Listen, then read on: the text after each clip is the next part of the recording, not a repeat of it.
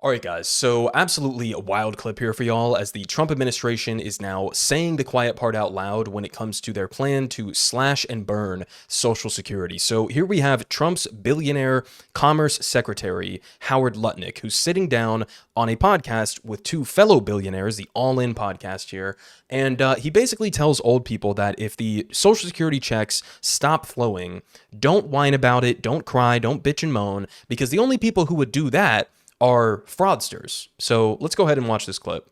Let's say Social Security didn't send out their checks this month.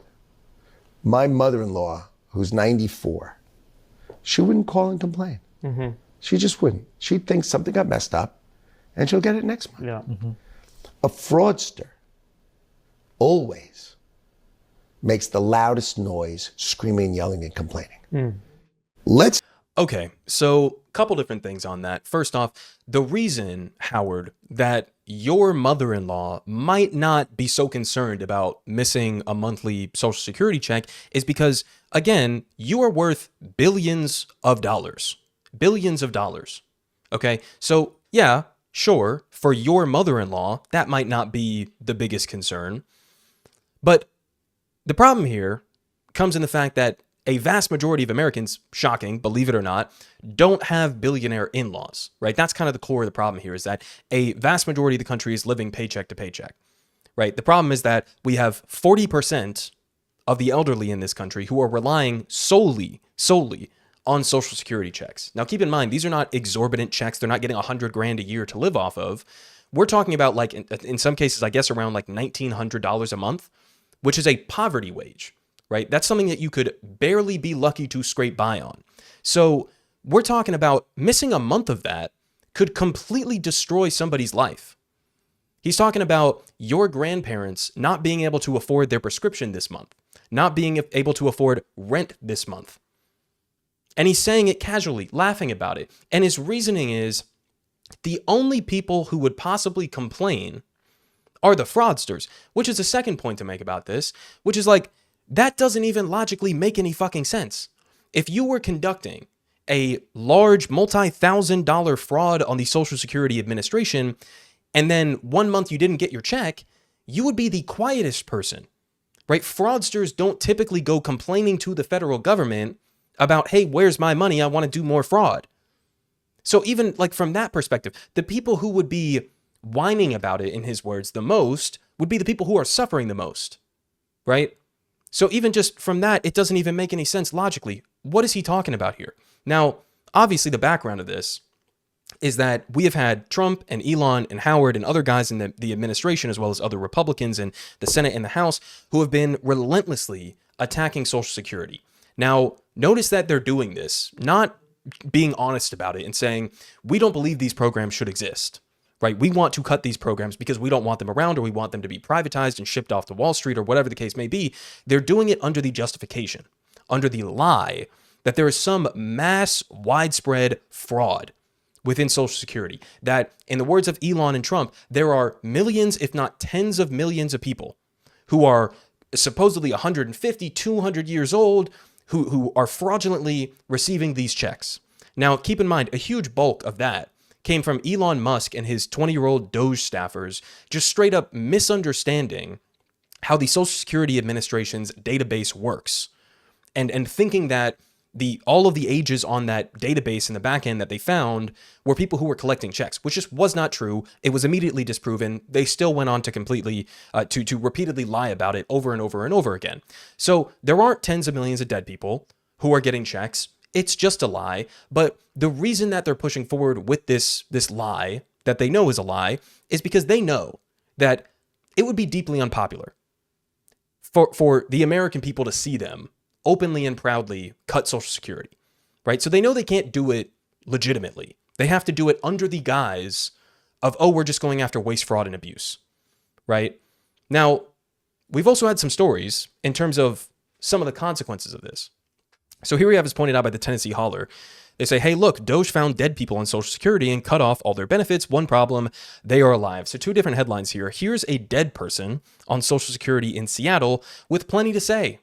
Another one, Oklahoma City man says Social Security benefits terminated without warning or explanation. So pretending as if they're going after dead people who shouldn't be getting these checks. They're going after very much alive people, and then not only cutting off their benefits, but in one of these stories, they actually went in and took money from the guy for back pay, for checks that had gone out beforehand. So like, imagine you're an elderly person barely scraping by month to month, and then the government says, not only are we not sending the checks that you've earned, that you've put into for your entire life and worked for, we're not sending you the checks, but also we're going to steal money out of your bank account. I mean, imagine this. This is fucking insane. Now, keep in mind also, important to point out here, guys, that, and Bernie talks about this all the time, if the logic is, well, Social Security is going bankrupt, that's not true. There's no justification here to say we have to cut Social Security or it's going to go bankrupt. It's not true. Why is it not true? Well, first off, it's like by 2032 or 33, I think, if we do nothing, the Social Security Trust Fund may run out of money, right? At that point, benefits would be reduced to, I think, like 70 to 80%, right? You'd still be paying out 70 to 80% of the benefits after that point. So there's somewhat of a problem there. But again, as Bernie points out, there's a very easy solution to this, which is that we currently have a cap around, I think it's $170,000 or so, after which point you no longer have to pay into Social Security. So you could have somebody like Elon Musk worth hundreds of billions of dollars who's paying the same amount into Social Security as somebody who's making $170,000, right? So if you get rid of that cap, not only will you not have any solvency issues with Social Security, but you can actually expand the benefits, right? So that seniors aren't having to barely scrape by. You could expand the benefits. All you would have to do is make people like Elon Musk pay their fair share into the program.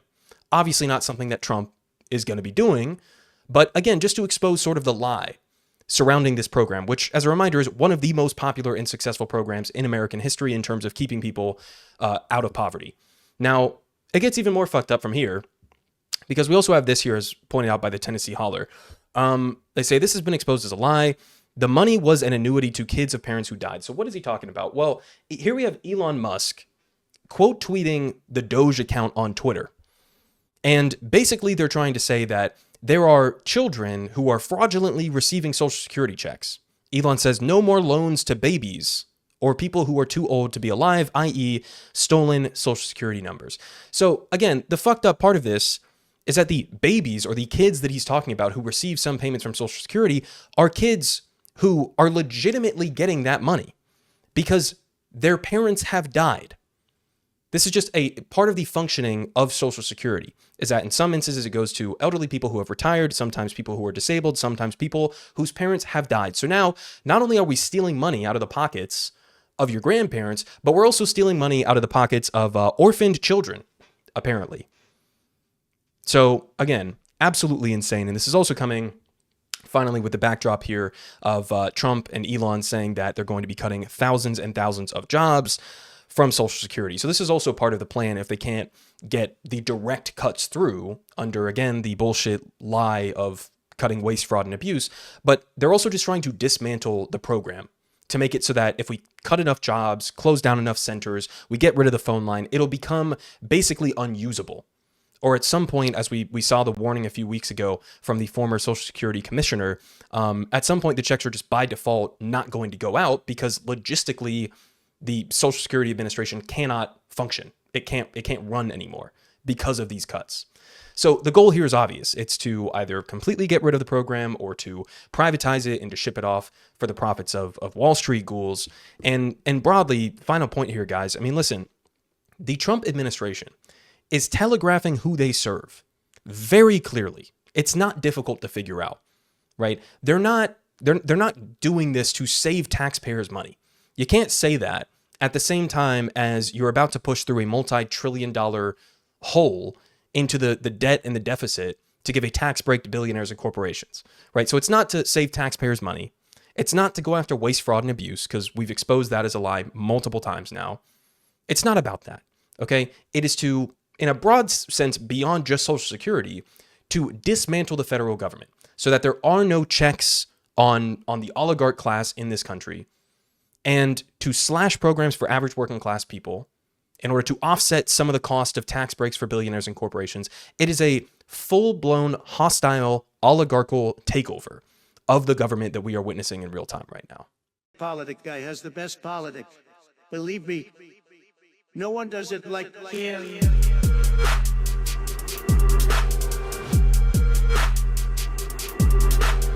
Believe me, everyone is saying